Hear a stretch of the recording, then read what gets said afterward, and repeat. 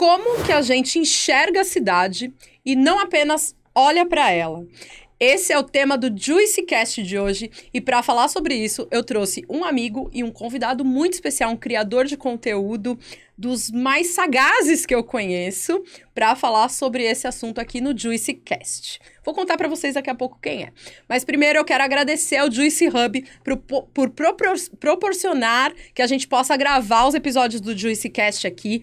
Esse é o estúdio do JuicyCast que fica no Juicy Hub. Você pode trazer o seu projeto de áudio aqui para gravar com a gente. Se você tem uma ideia e quer tirar ela do papel, vem aqui pro JuicyCast gravar com a gente. Também quero agradecer ao Litoral Plaza Shopping, que viabiliza os conteúdos do JuicyCast semanalmente aqui, para que a gente possa trazer histórias inspiradoras, convidados incríveis para compartilhar conhecimento e que também fazem a diferença aqui na nossa região. Quem tá comigo hoje é o Adriano Lisiero, do Geopanoramas. Tudo bem, Adriano? Tudo ótimo, obrigado pelo convite. Tô muito feliz de estar aqui com você, nesse espaço que é tão legal, que eu gosto tanto, que eu vi nascer. E é uma felicidade ser convidado para esse podcast que eu já escuto, gosto. Ele acompanha, ele sabe todas as entrevistas que a gente fez. E de espaço você conhece bem, né, Adriano? Porque você é um cara que justamente utiliza os espaços, sejam eles pequenos ou gigantes, para contar histórias e para criar narrativas, não é isso? Conta pra gente para quem tá na audiência e não conhece o Geopanoramas, o que você faz? Eu sou geógrafo, documentarista também de questões ambientais, e tem um Instagram chamado Geopanoramas, que é um site também, geopanoramas.com.br. Com uma newsletter muito legal. Uma newsletter, também tem quinzenal a newsletter. Estou escrevendo um livro agora do projeto. E o projeto é o seguinte, é olhar o mundo a partir do alto. Então, eu mostro as paisagens de uma altitude muito alta mesmo, para as pessoas mudarem a percepção delas sobre os lugares. Porque eu comparo o que eu faço com o seguinte, quando a gente muda os móveis de lugar em casa, e aí a gente percebe um ambiente diferente, fala, nossa, eu não sabia que a minha sala era tão grande, que esse espaço poderia ficar tão diferente, a gente percebe a luz entrando diferente. Quando a gente olha o mundo a partir de outras perspectivas, a gente também muda o modo como a gente enxerga os lugares, as pessoas, as paisagens, a nossa concepção, a nossa visão de mundo. Isso serve pra tudo na vida, né, Adriana? A gente tava falando um pouco aqui sobre psicologia e terapia. Quando você realmente passa a enxergar não só o mundo à sua volta, as questões geográficas, os prédios, as ruas e tudo mais, você muda essa perspectiva e passa justamente a notar as coisas que fazem essa diferença, né? Sim, é tão brutal. Isso tem um nome pra isso na psicologia, chama efeito overview. Adriano, explica pra gente o que é esse efeito overview. Então, o efeito overview rolou com os primeiros astronautas nas missões Apollo. Porque imagina que até então, até quando o homem começou com a missão Apollo, que culminou no homem chegar na Lua, a gente nunca tinha visto o planeta distante. Era tudo linear. Era tudo na proximidade do chão, nas camadas mais baixas da atmosfera. Imagina você olhar tudo o que você conhece de realidade, a sua vida, sob os seus pés.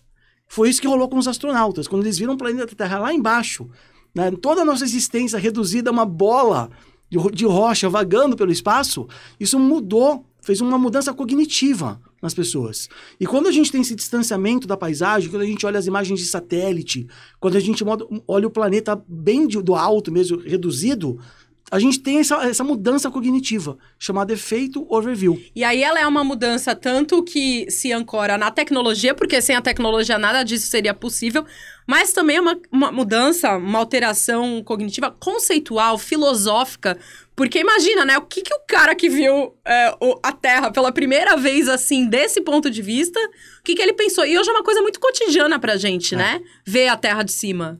E tem muitos milionários que gastam, né, fortunas para ter essa experiência de embarcar numa aeronave e ir para as camadas mais exteriores da atmosfera e ver o planeta uma forma que a gente não tem essa percepção. Porque mesmo com as imagens de satélite que hoje estão super desenvolvidas, a gente já tem esse impacto, que é o que o Geopanoramas pretende fazer. É o impacto da imagem, a gente olhar o planeta não só de muito alto, mas também com uma perspectiva diferente, que é a visão vertical. Porque a gente está acostumado a olhar as coisas na visão oblíqua.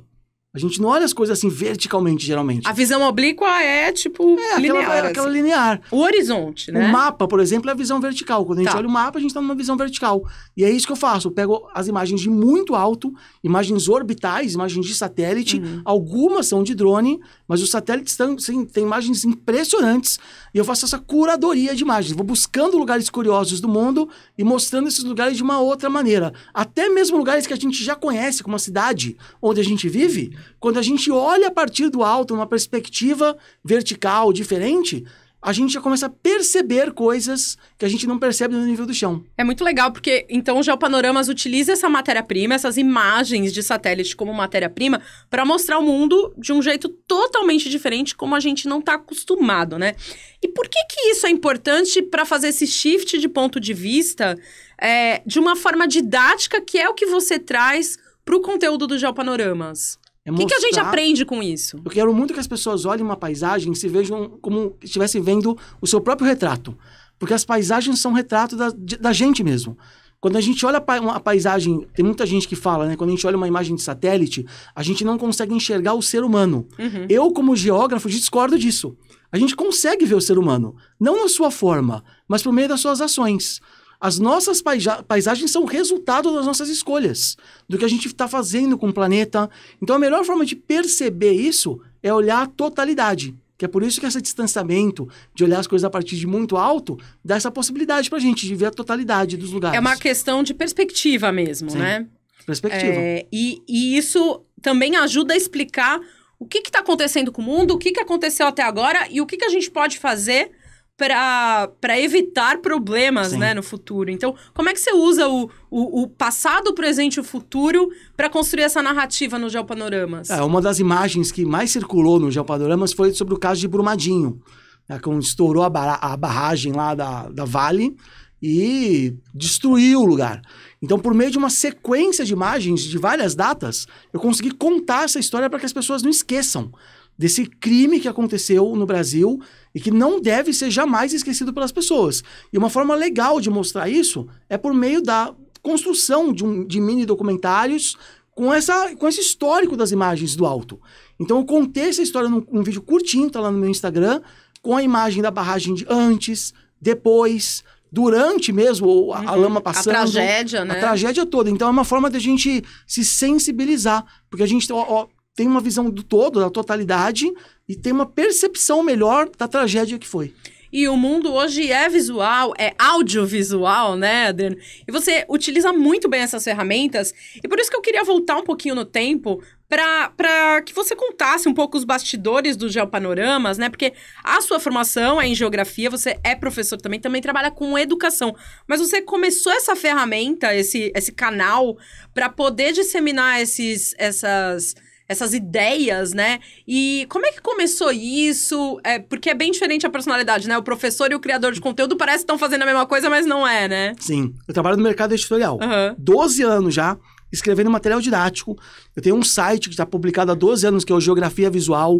É um blog de conteúdo didático, aberto, gratuito. Já ganhou premiações, assim, é bem conhecido. Só que o texto didático ele acaba sendo muito parecido. E eu sempre tive essa preocupação de que a geografia ela não serve só para a escola. A geografia é a ciência da nossa vida. É a ciência que explica a relação da humanidade com a natureza. E é muito triste a gente deixar um conhecimento amplo, uma ciência tão ampla quanto a geografia, presa no meio escolar. A um livro. A um livro. Ao Quando papel, a gente sai da escola, a gente não considera mais a geografia. E é muito louco, porque a gente também usou da geografia e usa da geografia o tempo todo no nosso dia a dia no Juice, né? Se não fosse pela geografia, a gente talvez não tivesse criado o Juice Santos, o Juice Hub. Permeia tudo isso realmente, como você falou, né? Faz parte do nosso cotidiano. Quando a gente discute, por exemplo, impacto positivo num território, como o Juice tem essa preocupação, né? De fazer essas discussões com a cidade, com o impacto aqui na nossa cidade, na nossa região. Isso é geografia. Então, o Geopanoramas nasceu dessa minha preocupação, dessa minha inquietação. Que ano que foi isso? Foi durante a pandemia, no começo da pandemia. No começo da pandemia, então é um jovem canal de conteúdo. Eu dei aquela surtada básica, né, durante a pandemia, eu quero que fosse coisa diferente. Quando a gente pensa assim, putz, o que eu podia estar fazendo de diferente? O que eu vou criar, né? E aí tava lá dentro de casa, mais tempo também de pensar nessas coisas. E você aí também, o pulo do gato, acho que foi você realmente pegar essas matérias-primas e dar o seu toque pessoal de interpretação. Porque Sim. ter acesso às imagens, como você já me falou, todo mundo tem, né? É muito fácil achar. Só que você tem que dar esse toque interpretativo e analítico, né? Acho que esse é o pulo do gato, é a grande sacada do Geopanoramas. Que não é só descrever os lugares. É usar os lugares como gancho para falar de questões mais amplas. E também tem a questão de, antes de eu fazer a faculdade de geografia, eu estudei para ser piloto de avião. Então, eu sempre gostei de ver os lugares a partir do alto. É uma coisa que eu gosto. Eu morei num país em guerra há muitos anos que não era possível a gente se transportar de uma cidade para outra por meio de rodovias. Porque tinha muita mina terrestre no país. E a gente tinha que se deslocar muito por avião, helicóptero. Então, já vem esse gosto de ver os aviões militares passando onde eu morava. Eu achei que meu gosto era aviação. Hoje eu tenho aviação como hobby, eu fiz o curso, me formei na aviação e depois eu ingressei na Universidade de Geografia. Eu adoro gente assim, que nem o Adriano, que cada vez que você conversa com ele é uma Aleatório. surpresa. Não, uma surpresa. E pessoas que sempre têm histórias pra contar, é isso que a gente procura aqui, é isso que a gente conversa aqui no Juicy Cast, né? São pessoas com histórias incríveis pra contar e que também tem conhecimento pra caramba pra compartilhar com a gente. Mas o Geopanoramas, ele tem uma pegada, eu acho que a gente pode falar aí de um vídeo em particular, que ele foi muito viral do Geopanoramas, eu vi ele compartilhado muitas vezes por muitos canais diferentes. E eu queria até que você contasse como é que isso ajudou a construir também a reputação do Geopanoramas, que foi quando você analisou pelo alto as imagens do cemitério de Manaus antes e depois da pandemia, né? O que aconteceu? Como é que você criou esse vídeo? Conta um pouco pra gente a história por trás desse viral. Esse vídeo nasceu da minha preocupação em fazer conteúdo de guerrilha para superar a tragédia que a gente viveu nos últimos 4 anos nesse país, né? Com um governo que destruiu muitas coisas que a gente conquistou, a natureza. Então, a minha preocupação foi como que eu posso colaborar para mostrar para as pessoas que a gente não pode cometer o mesmo erro que a gente cometeu há 4 anos nas eleições. E esse vídeo, ele é curioso porque ele junta 2 tragédias. A ambiental com a sanitária, né? Sim. Ele junta 2... E foi uma surpresa para mim também, Flá, porque assim, eu busquei as paisagens e eu não sabia que eu ia encontrar aquela paisagem desse jeito. Eu lembrei de uma fotografia que um fotógrafo, agora eu não vou lembrar o nome, que ele fez com um drone nesse cemitério. E na época foi muito chocante, lá em Manaus. As covas rasas, só para lembrar, Manaus foi uma das cidades que teve mais gravidade, né, na pandemia. Sim. Muitas mortes e os corpos eram empilhados. Falta de oxigênio, falta de cilindros de oxigênio, que por conta de uma total incompetência dos gestores públicos. A gestão totalmente errada, né? Sim. E aí culminou num aumento brutal do cemitério. Covas rasas sendo abertas no meio da floresta. As pessoas... Exatamente. Esse é o grande... Eu lembrei dessa foto, que foi muito impactante. E aí eu fui buscar as imagens orbitais e quando eu vi eu chorei. De verdade, assim, porque pra mim foi muito impactante. Eu vi aquilo, o antes e o depois, é brutal, brutal. Eu falei, eu preciso usar isso aqui como um conteúdo de guerrilha mesmo, fazer um vídeo. As imagens de antes são de quando? É bem antes da pandemia. Então, 2018, mas eu não vou lembrar de cabeça agora. E é depois, durante a crise do oxigênio. Durante o ponto mais crítico 2020, da pandemia, a última né? Sim. E aí você tem essa diferença, não só geográfica, mas também esse déficit de pessoas, né? Foi como você falou, né? A paisagem geográfica, mas cruzando com... todas essas pessoas que morreram, que não estão mais aqui, né? Cada pontinho daquele é uma pessoa que não está mais aqui. E assim, o cemitério aumentou muito de tamanho. E é nítido isso na imagem. E aí eu construí um vídeo curto para mostrar para as pessoas e peguei as imagens também. Muita gente compartilhou no Twitter, no Instagram. Chegou até a campanha do presidente Lula, que compartilhou essas imagens também. Eu vi sendo compartilhado pela Mídia Ninja, pelo Mídia Quebrando Ninja. Tabu, por vários canais, assim, muito influentes, né? E toda vez que eu via esse vídeo sendo compartilhado, eu ia lá e marcava Adriano. Esse vídeo é do Adriano, esse vídeo é do Geopanoramas, né?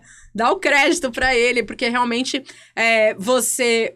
editar o vídeo hoje é uma coisa simples, porque a gente tem ferramentas tecnológicas, mas pensar um roteiro, pensar um vídeo, ter essa ideia e falar assim, putz, a comparação entre as duas coisas, eu acho que é a grande sacada do Adriano como criador de conteúdo, né? Era tão urgente aquele momento que eu nem pensei, sabe? Na questão da atribuição, dos créditos. Eu quero que isso vá pro mundo. Eu quero que isso seja espalhado, né? Exatamente. A minha preocupação era essa. E acaba sendo uma preocupação... Eu sei que isso se passou numa cidade específica, né? Manaus. Mas, primeiro, isso estava acontecendo no Brasil inteiro. Sim. Né? Quem não conhece alguém que faleceu, que morreu, né, de Covid. E segundo, isso precisava ganhar o mundo, né? Porque precisava dar visibilidade ao que estava acontecendo aqui. Exatamente. O que eu busco é isso. São essas narrativas. Que apesar da gente olhar as paisagens de longe, a partir do alto, a gente tem que lembrar que aquela paisagem tem vida. Uhum. Então, eu me preocupo bastante agora, mais recentemente, em combinar essas duas coisas. Em olhar as paisagens a partir do alto, mas também de ir para o nível do chão e escutar as pessoas. E é por isso que eu tenho feito os documentários que eu vou lançar esse ano. Estou fazendo alguns episódios em que eu escuto a história das pessoas que dão vida àquelas paisagens que a gente está observando de outra perspectiva. Eu sou apaixonado, gosto muito de fazer isso, mas tem um lado bom, né? Que é o lado de contar curiosidades dos lugares, Exatamente. de aprender. Mas tem um lado muito chocante também. Nem todos os conteúdos do Geopanorama são tão tristes, né? Exatamente. Tem coisas muito legais porque que ampliam a nossa visão de mundo, né? E tem pessoas que eu acabei conhecendo por meio do Instagram. Eu vou citar um casal de amigos meus que tem um projeto chamado Entre Parques, que eles estão visitando todos os parques nacionais do Brasil. Eles pegaram um trailer, estão indo de sul a norte, visitando todos os parques. Eles têm um site chamado Entre Parques, onde eles estão catalogando todas as informações dos parques. E eu me municio dessas informações para criar conteúdo também. Porque tem pessoas em campo que eu conheci por meio do Geopanoramas e que me inspira para fazer novos conteúdos, novas narrativas, que legal. Conhecer novos lugares. Isso é muito legal, cara. Isso é muito legal. São essas redes, essas conexões que acabam sendo feitas, né? Sim. E esses são os heróis da criação de conteúdo. É o Entre Parques, é o Geopanoramas, né? São os heróis do que a gente tá fazendo, porque eu acho que tem muita percepção, não sei se você vive isso, mas a gente que cria conteúdo na internet ouve muito assim, mas só tem besteira na internet, só tem gente rebolando, só tem gente fazendo vídeo de gatinho, né? Tipo, existe toda essa parte muito fútil e muito efêmera da internet, mas existe também uma preocupação de certos criadores com gerar conteúdo que faça pensar, não é Sim. isso? A internet, ela é um produto da sociedade. Ela não está descolado da nossa vida. Então, o que a gente encontra na nossa sociedade, a gente vai encontrar na internet, não é uma coisa diferente. Uhum. Então, assim como tem cultura, como tem política, como tem informação, na internet tem tudo isso também. É claro que a gente conhece os algoritmos, tudo isso, como funciona. E o meu pavor é o pavor de todo mundo que cria conteúdo, né? Como criar conteúdo não pensando apenas no algoritmo. Uhum. Então, por isso que eu tenho privilegiado bastante conteúdos no slow content, né? Então, Sim. criar mais devagar o livro, o documentário, mídias diferentes para não ficar preso só às mídias sociais. É assim que a gente pensa no Juicy Santos também, porque, afinal de contas, quando você tá escolhendo um filme, também é isso, né? Sim. Você pode escolher um ou outro, né? Sim. E no caso do algoritmo, ele realmente privilegia. Eu acho que é interessante a gente conectar, né? O conteúdo não é entretenimento, mas o entretenimento pode ter conteúdo, né? Sim.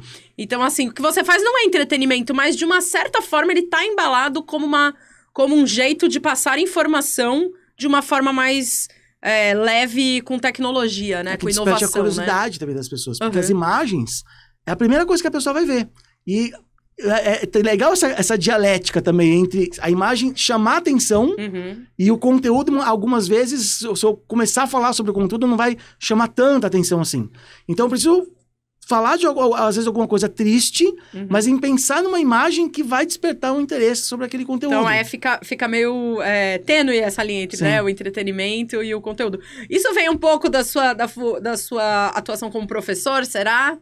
Tipo, de tentar Também. despertar a curiosidade? Porque é uma grande lição que a gente aprende sendo professor de conquistar o interesse das pessoas. Ainda mais quando a gente cria conteúdo para redes sociais, que são redes sociais da distração. O Instagram, o TikTok, que basta você fazer assim com o dedo que você já passou, né? Movimento. Muito efêmero, né? Já passou o conteúdo, É muito efêmero. E E eu acho que não é todo mundo que vai com esse mindset de aprender alguma coisa. Sim. Mas uma vez que você começa a investigar isso, a buscar esse conteúdo, né? Por exemplo, Resenha de livro no TikTok é enorme, né? Nossa, né? É muito grande esse nicho, né? E eu acho que cada vez mais a gente trabalha com esses nichos, né, Adriano? Sim. E eu tô percebendo bastante também a questão do crescimento das newsletters. Porque é uma forma da gente construir aquilo que a gente quer consumir também. Porque nas redes sociais a gente fica no TikTok, por exemplo, me gera ansiedade. Eu não sei o que vai aparecer depois, é um negócio assim, maluco. E quando você perdeu meia hora ali. Então eu gosto de escolher o que eu quero consumir. E as newsletters são bem legais nesse sentido, né? De você criar uma curadoria própria de conteúdo e ir acompanhando aqueles produtores. Ler no seu tempo, né? Ler no seu tempo, um conteúdo feito com mais densidade. É o que eu gosto, o que eu vejo muita gente procurar no Geopanoramas, inclusive. E é por isso que eu tenho focado mais minha atenção para newsletter, para o site, para o documentário e para o livro. Eu estou num processo de escrita de livro já que já tem mais de um ano, porque eu trabalho como editor de material didático e de livros também. Então, o Geopanoramas é no terceiro turno que eu faço. Então, às vezes e aí, como se não bastasse, ele tem um novo projeto que a gente está, assim, muito animada e muito curiosa para ver como é que vai ser, que é o Santos no Clima, né? Sim. Então, explica pra gente um pouco do que é Santos no Clima, porque a gente vive aqui exaltando as coisas legais de Santos, pôr do sol, hashtag good vibes, Instagram, lá. Mas a cidade de Santos, que tem uma excelente qualidade de vida, tem inúmeras coisas legais pra gente falar daqui, tem uma questão pontual, muito crítica e muito séria, que é a das mudanças climáticas. É uma pauta urgente e o Adriano já tá ligado nisso, né? A minha preocupação foi de que o Geopanoramas ele abrange o Brasil todo, o mundo todo. E eu moro em Santos. E eu aprendi muito aqui no Juicy Hub também, essa questão do impacto positivo no território onde a gente está. Eu me inspirei muito aqui no Juicy. E aí eu falei, cara, eu preciso criar um projeto que tem impacto no território onde eu estou vivendo todos os dias. E aí eu pensei no Santos no Clima, que é um projeto de comunicação científica focado nas mudanças climáticas. Santos é uma das cidades que vai ser mais impactada com as mudanças climáticas no Brasil, já está sendo. A gente já tem, por exemplo, os bags instalados na ponta da praia para minorar o efeito das marés sobre as infraestruturas urbanas. A gente já tem a zona noroeste que convive com alagamento. Então as coisas já estão acontecendo. Não é de agora. Não é de agora, né? E Santos sempre foi uma cidade de vanguarda, né? Quando você fala do urbanismo, né? Canais, né? A gente tem o próprio porto, né? A gente tem essa vanguarda. Mas agora a gente precisa voltar os olhares para essa problemática da questão climática ambiental. Não é só, constrói lá uma mureta nova na praia para não invadir no dia da ressaca, né? Exatamente. É unir a universidade, a sociedade, o poder público para pensar junto. A gente tem a Prefeitura de Santos já há alguns anos fazendo um trabalho que é um trabalho muito bem feito. Tem um departamento dentro da Prefeitura dedicado às mudanças climáticas, com pessoas muito sérias, pesquisadores, com convênios com universidades internacionais, inclusive. Isso que eu ia falar, né? Tem muitos países do mundo de olho no que está acontecendo em Santos, porque isso pode acontecer em outros lugares também, né? Um estudo de caso. Santos virou meio que estudo de caso, né? Sim. E a gente tem documentações extensas no site da Prefeitura sobre as mudanças climáticas, inclusive com referências ao IPCC, que é o painel intergovernamental de mudanças climáticas da ONU, que atua sobre as mudanças climáticas no mundo todo. A gente tem pesquisadores que têm esse cuidado de fazer essas revisões bibliográficas, fazer o estudo de caso em Santos e gerar essa documentação. Agora, a nossa dificuldade é como levar esse conhecimento para as pessoas. Ou como traduzir isso de uma forma, de uma linguagem que as pessoas vão entender. E aí que vem o Santos no Clima, de pensar num projeto de comunicação científica para a população aqui da Baixada Santista, compreender o que a gente está vivendo, quais são os cenários mapeados. A gente já tem, por exemplo, um mapa de Santos em vários cenários, ou mais otimistas ou mais pessimistas, em relação aos alagamentos, que vão acontecer. É fato que vai acontecer. A gente precisa se preparar. E a gente só vai estar preparado se a gente estiver informado. E é por isso que nasceu o Santos no Clima, que vai ser publicado logo depois do Carnaval, no site, no Instagram, Santos no Clima. E os conteúdos vão começar em parceria, espero que com o Juicy. Vamos fazer em parceria com o Juicy. É importante isso que o Adriano falou, que é tangibilizar. A gente tenta fazer isso no Juicy o dia inteiro, o tempo todo, que é tangibilizar e trazer o que isso muda na nossa realidade, né? Porque enquanto é uma coisa ali, é um órgão da prefeitura, ou é um mapa, é alguma coisa assim, não tá na nossa realidade, né? Não trouxe pra gente, né? Agora, na hora que pega na nossa veia, ou quando atrapalha alguma coisa na nossa vida que a gente tangibiliza, né? E as pessoas muitas vezes acham que as mudanças climáticas é só calor. Ah, eu vou sentir mais calor, tá tudo bem, eu ligo o ar-condicionado. Não que não seja, porque a gente tá com calor. Mas não é só isso, esse é o problema. As mudanças climáticas, se você resumir o que são, é o aumento dos extremos climáticos, o aumento da frequência e da intensidade dos extremos climáticos. Então, o que já acontece que atrapalha a gente hoje, alagamento, ventania, invasão da maré nas infraestruturas urbanas, isso vai aumentar a frequência e, inclusive, a intensidade dessas coisas.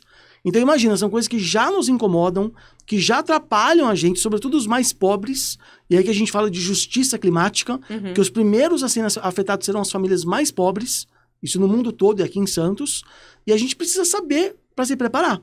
Isso é mitigação, resiliência, a gente precisa se preparar para um cenário que já vai acontecer.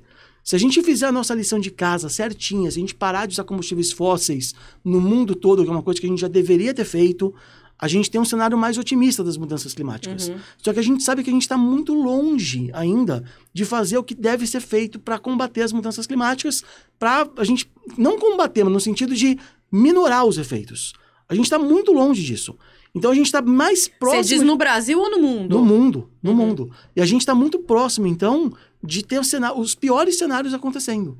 Tanto em Santos quanto no mundo. E Santos é uma das cidades que vai ser mais impactada no Brasil. Ou seja, a gente está no olho do furacão aqui em Santos, né? Sim. Agora eu queria perguntar para você, em relação às mudanças climáticas, acho que a gente tem um desafio muito grande, enorme, de algo que não diz só respeito às mudanças climáticas, mas também a questões políticas, sociais, que é o combate às fake news e é a descredibilização do que a ciência fala, né? Eu sei que em relação às mudanças climáticas existe todo um movimento, né? Dizendo que isso não existe. Sim. O que acontece aí? O que esse povo tá pensando, Adriano? E é um povo que representa menos de 1% da comunidade científica.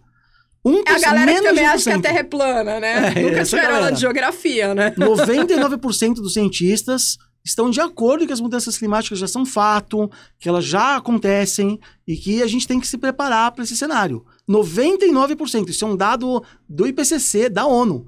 Então, não sou eu que estou inventando. Só que, infelizmente, o Telegram, o WhatsApp, né, esses meios de comunicação todos facilitam a propagação dessas fake news, essas notícias que as pessoas não têm, muitas vezes, como entender se é falso ou não. E daí a importância da educação. Eu acho que o que vai combater isso é a educação. É a gente ensinar desde a criancinha, do adolescente nas escolas, como checar se uma notícia é verdadeira, não acreditar em tudo que a gente recebe, interpretação de texto, pode salvar o mundo, não é verdade? É educação midiática, né, na verdade, porque hoje em dia, na época que a gente era jovem, a gente não tinha Google, né? Então a gente não tinha YouTube, não tinha acesso a um monte de canais de informação, né? Mas hoje a gente tem acesso, mas falta talvez esse tato para saber o que é verdade e o que não é.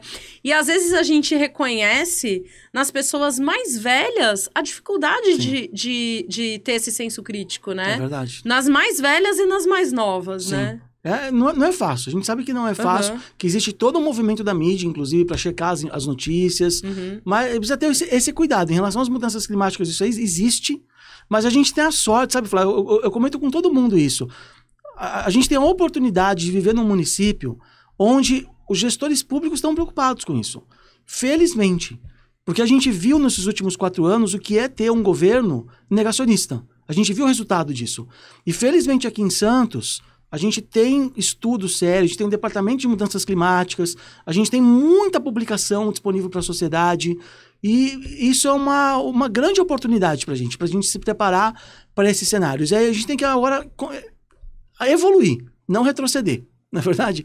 Então, eu espero que agora, nos próximos anos, a gente possa evoluir nessas pautas e o Santos no Clima surge para colaborar, como sociedade civil organizada, para colaborar com essa comunicação das mudanças climáticas e evitar as fake news. Pode contar com a nossa parceria do Juice Santos, do Juice Praia Grande, de todo o ecossistema Juice, para para disseminar isso que você está levantando nessas pesquisas. E eu queria te perguntar, Adriano, como é que... Você já falou um pouco sobre isso, mas como é que a geografia pode ajudar a gente a entender o mundo em que a gente vive hoje, né? Porque às vezes a geografia parece uma coisa tão distante, né? Sim. E que está no livro da escola. Mas como é que a geografia ajuda a gente a entender o que está acontecendo hoje? A geografia que a gente aprende na escola é muito diferente daquela geografia que a gente vê na universidade, nos livros, nos artigos. Embora nas últimas décadas isso tenha melhorado bastante. Os livros didáticos mais atuais estão mais de acordo com a ciência geográfica, não é aquela decoreba só, né, de decorar os rios, nome de país. Isso não é geografia. A geografia estuda como que as nossas ações produzem as paisagens, os espaços onde a gente vive. É a relação da sociedade com o meio ambiente. E essa percepção de que quando eu escolho, por exemplo, como eu vou me deslocar da minha casa para o trabalho, se eu vou de carro, eu estou demandando que o poder público construa avenidas mais largas e menos ciclovias, menos calçadas. Se eu escolho a bicicleta, eu estou demandando o quê? Mais ciclovia, menos espaço para os carros, mais espaço para o pedestre. Todas as nossas escolhas constroem Isso as só paisagens. falando de mobilidade, né? Porque se a gente for falar, por exemplo, de separar ou não o meu lixo. Sim. Porque o lixo também é uma questão gigante quando se fala do meio ambiente e do nosso cotidiano, né? E eu vou além. É claro que as ações individuais são importantes. Quando a gente separa o nosso lixo, a gente está fazendo o mínimo que a gente pode fazer. Mas a geografia ajuda a gente a entender que nem todas as pessoas da sociedade capitalista, que é o modelo de produção que a gente está submetido, tem o mesmo poder. A gente tem um grupo de pessoas, que é um grupo pequeno de corporações, que decidem o nosso futuro. Então, por exemplo, é fácil a gente culpar o consumidor. É fácil a gente falar, olha, recicla o seu lixo. Você não pode ficar comprando muito plástico. Mas a gente tem que lembrar que a maioria das pessoas no mundo não tem poder de escolha de compra. Ela compra aquilo que é mais barato. Não é verdade? Às vezes não tem nem coleta de lixo passando na frente da sua casa. Como a gente tem essa realidade em Santos, inclusive. E essas pessoas não têm muitas escolhas. E aí a gente vai culpar o quem? O consumidor. Quando, na verdade... E é a mesma coisa da energia, né? Você fala assim, apaga a luz e tal, não sei o quê. Quando a gente sabe que não é o consumidor de casa, que não são os residenciais ou os comerciais pequenos, que fazem essa diferença, né? São as corporações que decidem muitas coisas. Quer ver outro exemplo claro? Canudo. Houve uma decisão do poder público, da sociedade, de não ter mais canudo. Certo? Alguém morreu porque não tem mais canudo? Não. Já existia tecnologia para produzir canudo de papel, canudo biodegradável, já existia essa tecnologia. Só que as corporações produziam o quê? Aquilo que era mais barato, que é o plástico, que a gente sabe qual é o resultado disso. E aí é muito fácil a gente culpar o consumidor. Na verdade, a gente precisa se organizar como sociedade para cobrar que as corporações tenham responsabilidade sobre aquilo que elas jogam no mercado. São eles que decidem a maior parte do nosso destino. Não é na ponta o consumidor. É claro que eu não estou falando que a gente não tem mais que separar nosso lixo, não estou falando que a gente não tem que economizar água ou energia. Isso é o mínimo que a gente pode fazer. Mas a geografia ajuda a gente a entender que isso não basta. Que a gente tem que entender como que o mundo funciona, como que essas corporações se organizam para submeter as sociedades à falta de escolha mesmo. Porque a gente tem que lembrar que nem todo mundo tem o poder de compra que a classe média tem. A maior parte da população mundial, às vezes, não tem escolha do que consumir. Isso vaza também na alimentação, né? Sim. A gente fala da questão alimentar, mas a gente tem aí... hoje, acho que no Brasil... a gente voltou para o mapa da fome depois de 8 anos fora... E hoje a gente tem aí 14 milhões de pessoas, exatamente, né, em situação país de fome. Que se diz que é o celeiro do mundo, não é verdade? Que produz alimentos. Na verdade, a gente está produzindo pra caramba ração para animal lá na China. O nosso Porto de Santos exporta grão, a maior parte desse grão vai virar ração animal na China. Então, e a gente convive com 30 milhões de pessoas vivendo com fome no Brasil. Então, olha só a crueldade das coisas. Quem decide o que a gente vai produzir de alimentos aqui no Brasil? É o consumidor? Não é o consumidor. São as grandes corporações que ganham dinheiro com isso. Não é verdade? E você falou sobre a questão do porto, né? A gente vive aqui em Santos essa dicotomia o maior porto da América Latina, exportador e tal, e, né, Brasil, um dos maiores exportadores de alimentos do mundo. E Santos vive uma situação de desigualdade social, principalmente na questão da moradia, muito grande, né? Sim. Que tem a maior favela de palafitas da América Latina, né? Como é que você enxerga isso estando na mesma cidade, uma cidade que tem tantas coisas positivas pra gente exaltar, e ao mesmo tempo a gente vive nessa questão de desigualdade social em um lugar que as pessoas sequer têm saneamento básico. A gente tem os canais, que são um projeto secular de saneamento, né, do século XIX, enquanto tem gente que vive sem condições de saneamento básico, na mesma cidade. E gente que vive assim muito perto do Cais do Porto. A gente tem uma imagem do Geopanoramas que mostra um terminal de exportação de carros, os carros todos enfileiradinhos, lado a lado, com um muro assim dividindo uma favela. A gente tem favela no Cais do Porto de Santos. A gente tem a maior favela de palafita, como você disse, dentro de Santos, que é uma das imagens que mais fizeram sucesso no Geopanoramas, um dos vídeos que eu fiz mostrando essa realidade. E quando a gente olha o mundo a partir do alto, é que a gente tem essa dimensão, que muitas vezes as pessoas no nível do chão não têm.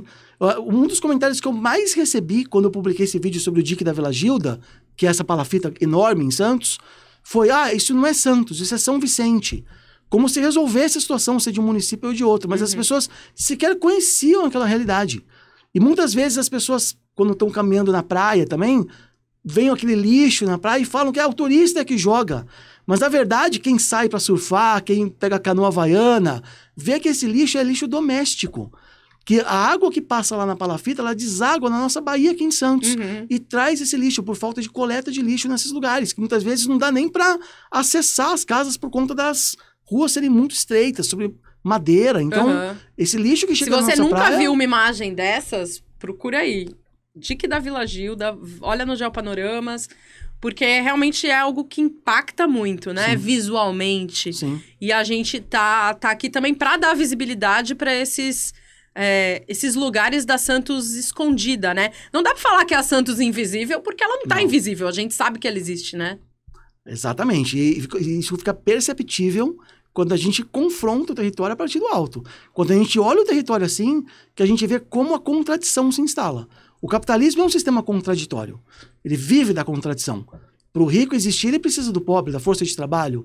Então, onde a gente tem o maior porto da América do Sul, que é o Porto de Santos, a gente também tem a maior favela sobre palafitas do Brasil, numa cidade que se orgulha em ter o maior jardim de praia do mundo.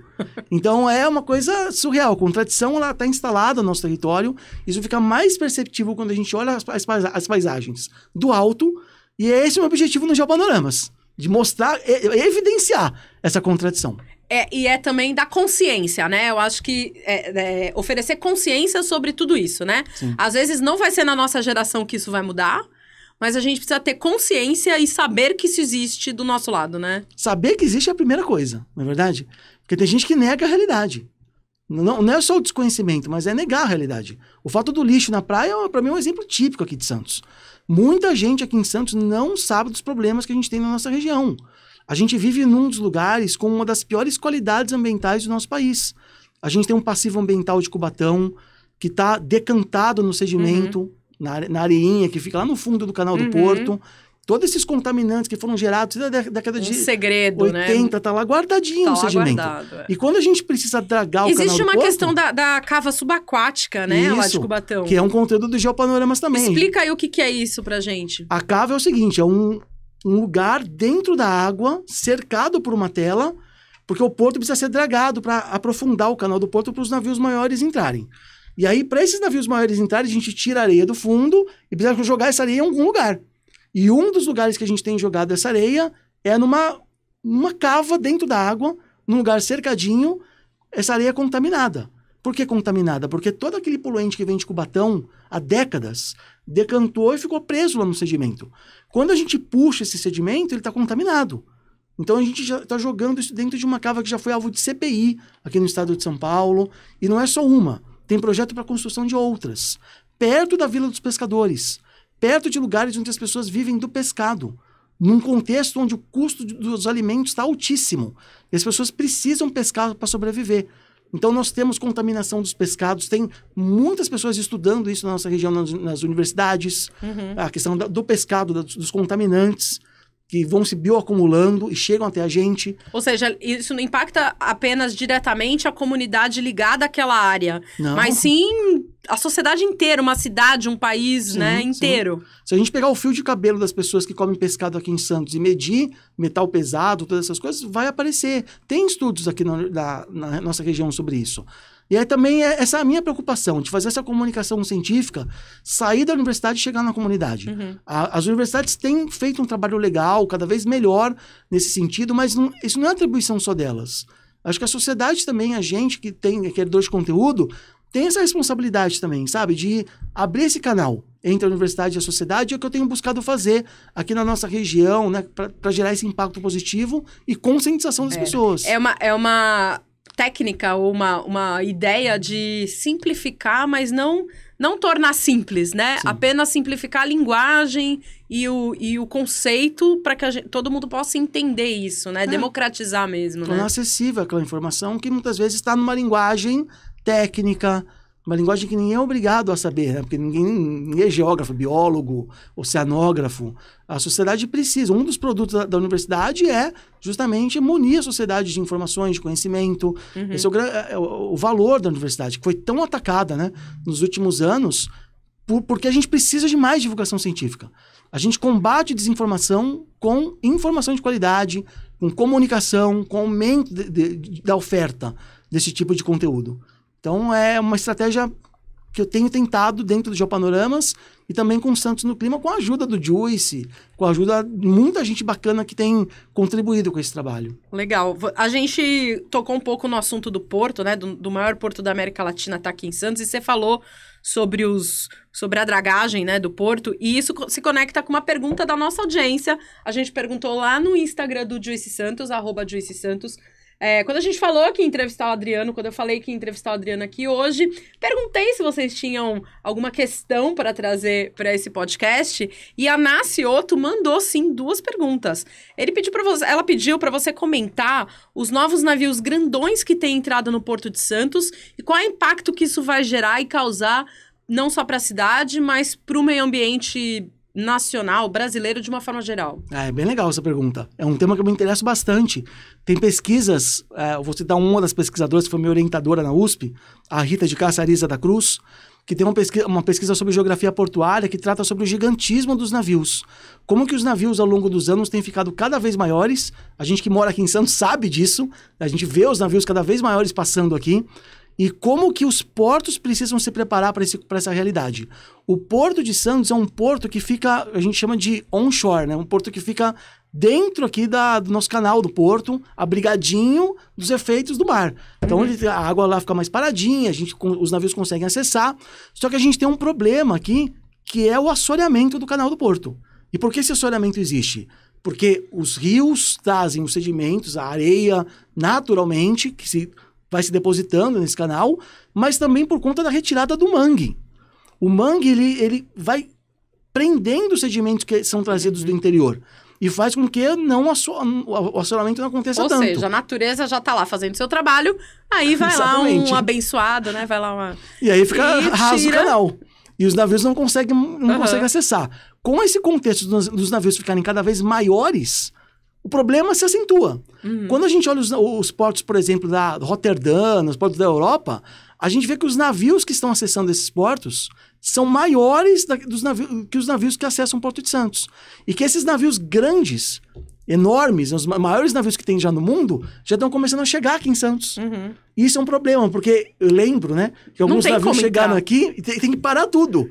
Tem que parar a balsa. Não tem como entrar, não tem como sair. E isso acho que também impacta no desenvolvimento econômico da cidade, porque já é notório, a gente já sabe que precisa existir uma outra movimentação econômica para que Santos não dependa só do porto, né? Sim. Porque, assim, se isso começar a ser mais frequente, acontecer mais, e a gente não tiver geograficamente como resolver essa questão, ou se for demorar para resolver, no que as pessoas vão trabalhar? Tipo, como que vai girar a roda da economia numa cidade como Santos, que depende tanto dessa atividade portuária? E os portos competem entre eles. São as vantagens locacionais. Então, quando o Porto de Santos deixa de ser competitivo, a gente perde mercado para outros portos. Por exemplo, o ano passado, 2022, foi o primeiro ano que os portos do norte do Brasil movimentaram mais grãos do que o Porto de Santos.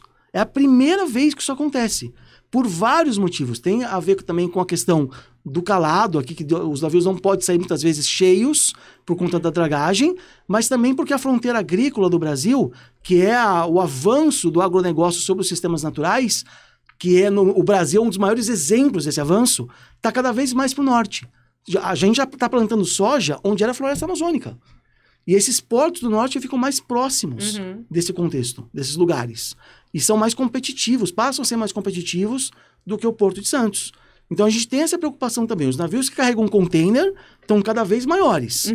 E com um calado menor, a gente não consegue mais competir com outros portos, que têm um calado mais profundo. A questão dos grãos. A fronteira agrícola cada vez mais para o norte, causando problemas, inclusive, para o meio ambiente e fazendo com que o porto não seja tão competitivo. E chamando a atenção da comunidade global, que está falando assim, opa, gente, peraí. Não é para desmatar para plantar soja, né? E demorou para isso acontecer, porque, como você falou, a gente teve 4 anos aí, ou até um pouco mais, de governos que deixaram isso acontecer, né? Sim. A gente não precisa desmatar no Brasil para ampliar a área agrícola. A gente tem muito solo que foi degradado. Recuperar esse solo é a melhor ideia. A gente não precisa desmatar nada para plantar, para aumentar a nossa produção, nossa produtividade. É só recuperar o solo que já está degradado. O Brasil degrada muito solo. É mais barato a gente ir conquistando novas terras, com a grilagem de terra, esse tipo de coisa, do que recuperar esse solo que está degradado. É mais barato no dinheiro. Mas a gente sabe o custo disso para as nossas vidas. Para as nossas vidas, total. E tem uma outra pergunta aqui que também veio pelo Instagram, que é sobre o navio Aeródromo. Aeródromo é assim que fala? Sim. Que a Marinha decidiu afundar e no que isso afeta a nossa vida. Conta pra gente a história desse navio Aeródromo aí. Eu não conhecia, conversei um pouco com o Adriano antes da nossa gravação e ele vai contar pra vocês o que é essa história do navio Aeródromo. Eu não sou especialista nessa área, eu consumi notícias na internet, né? Esse navio é um navio da Marinha Brasileira, que é um navio antigo, acho que da Esquadra Britânica, que foi comprado pela Marinha Brasileira. Esse navio já teve até na Guerra do Golfo, ele é antigo. E esse navio foi comprado para usar aqui na Marinha. O aeródromo tem a ver com a operação de aeronaves, helicópteros, aviões.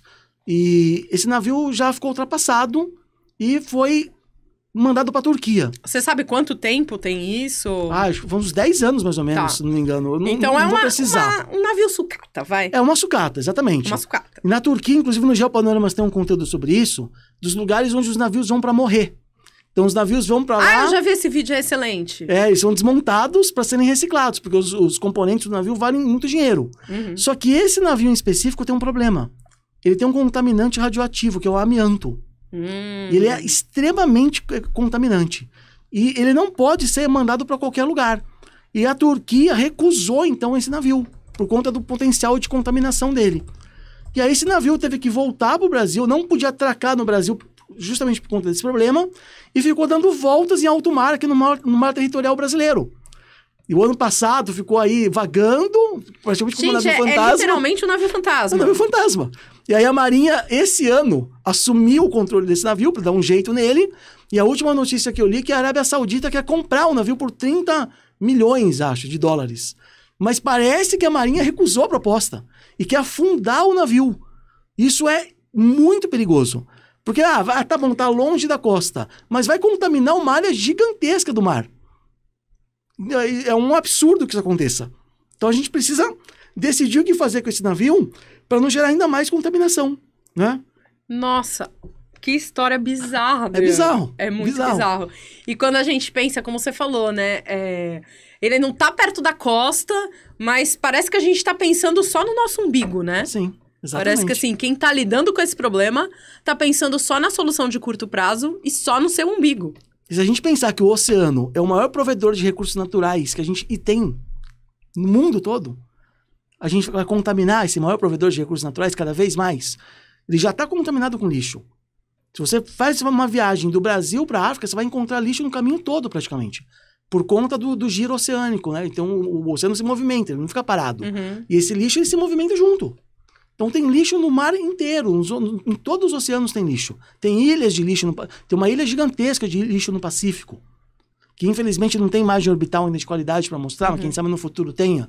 E aí as pessoas terem consciência disso, às vezes olhar essa imagem, e falar, caraca, tem lixo muito longe da costa. As pessoas acham que o mundo todo está dominado por cidades, né? As cidades, se você olhar a imagem de satélite, é a menor parte do território mundial. As cidades correspondem a 1% do território. Então, o que a gente tem mais é agricultura, oceano. A gente precisa se preocupar com esses usos também. A gente é, de fato, uma formiguinha ali, né? Agora, falando em formiguinha, é isso que eu queria perguntar para finalizar essa entrevista, né? Nem tudo são coisas, né? São coisas assustadoras, né? Quando a gente fala da nossa relação com o meio ambiente, com a cidade, com o lugar em que a gente vive. Como que você enxerga, Adriano? Vamos terminar numa nota positiva aqui, falando uma coisa... Como é que você enxerga que a gente pode atuar positivamente e assertivamente como cidadãos, cidadãs, tomando consciência dessas questões por meio do conteúdo da geografia, seja da geografia, da história, da cultura? O que a gente pode fazer para tornar o nosso cotidiano e também o mundo que nos cerca algo melhor do que quando a gente encontrou para as gerações que vêm aí? Primeiro, ter essa consciência de que as nossas ações escrevem paisagens. Que a paisagem é um espelho da gente. Se a gente tem consciência que todas as nossas ações produzem o lugar que a gente vive, que a gente não tá... o lugar não é um palco para as nossas ações. A paisagem, o espaço não é um palco onde a gente vive e vai embora e o palco continua lá. O que a gente faz, as nossas decisões do dia a dia, elas produzem paisagem. Mas como eu já disse, existem pessoas que têm um poder maior de produzir essas paisagens e pessoas com um poder menor. As grandes corporações são que muitas vezes decidem o futuro dessas paisagens. E é por isso que é a segunda coisa que eu vou propor, que é a atuação política, a participação política. E não estou falando só de política partidária, embora seja importante também a gente ter essa atuação. Mas a participação política como participar mesmo das discussões, se preocupar com o nosso bairro, com o lugar onde a gente vive, de entender... Começa no seu prédio, começa na sua escola, na sua faculdade, né? Exatamente, de fazer com que o poder público tenha atuação sobre essas corporações, que as instituições precisam funcionar, essas corporações não podem vir desorganizar os territórios, como elas têm feito. As corporações, elas se instalam no território, elas têm a menor preocupação com esse território. E num belo dia em que não vale mais a pena continuar lá, elas simplesmente fecham as suas fábricas e mudam de país. Por o fato da mão de obra ser mais barata em outro país, a gente viu a Ford. A Ford que está aqui, foi pioneira aqui na construção de automóveis no Brasil, simplesmente a África do Sul ficou mais vantajosa para produzir carro. Não pensa duas vezes. Gerou milhares de desempregados, não pensa duas vezes, foi embora. Então as corporações, muitas delas não têm compromisso com os territórios.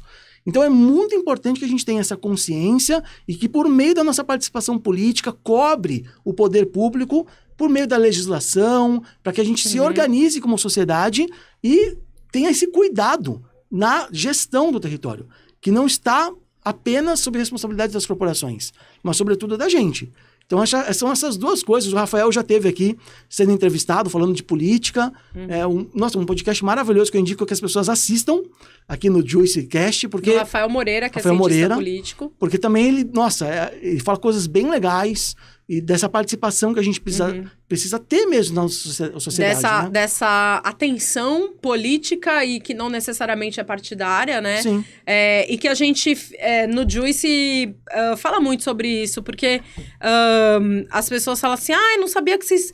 então agora falando de política, não sei o quê. Mas, gente, desde 2011, quando a gente começou, já tinha essa atenção, essa proposta de como é que a gente muda alguma coisa. É só por meio da participação política, porque hoje a comida que você escolhe comer, o lanche que você escolhe comer, Sim. o lugar que você escolhe frequentar, o sabonete que você escolhe comprar, o seu consumo é político também, quer ver um exemplo muito bacana? São os símbolos que a gente escolhe para representar a nossa cidade. Sim. A gente que é santista tem muito orgulho, né, das coisas, a mureta da praia, na verdade... O peixe. O peixe. Só que a gente acabou de falar da importância do mangue.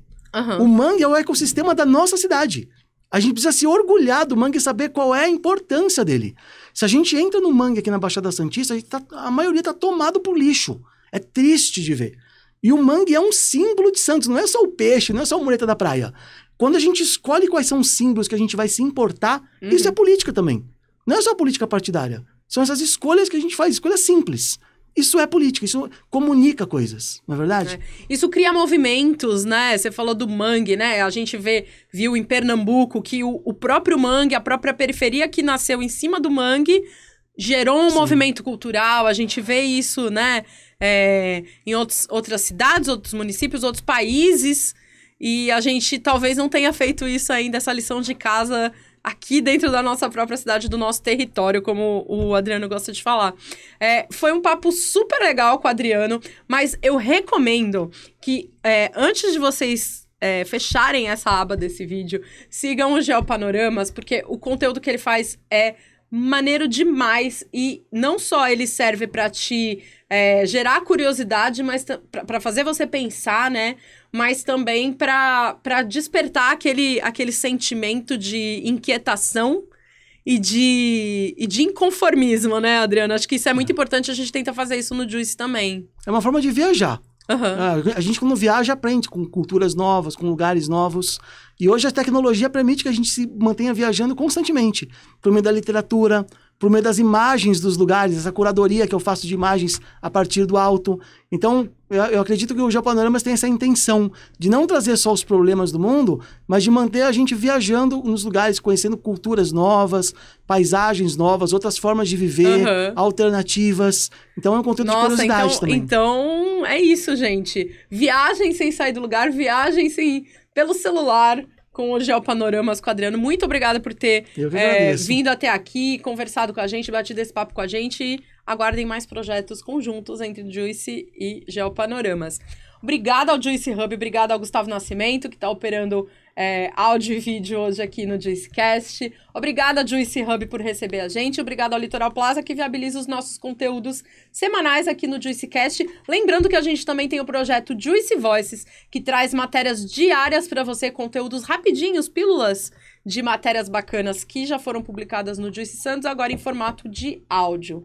Eu sou Flávia Saad, você pode seguir a gente nas redes sociais, @JuiceSantos, @JuicePraiaGrande, e até o próximo JuiceCast. Nós.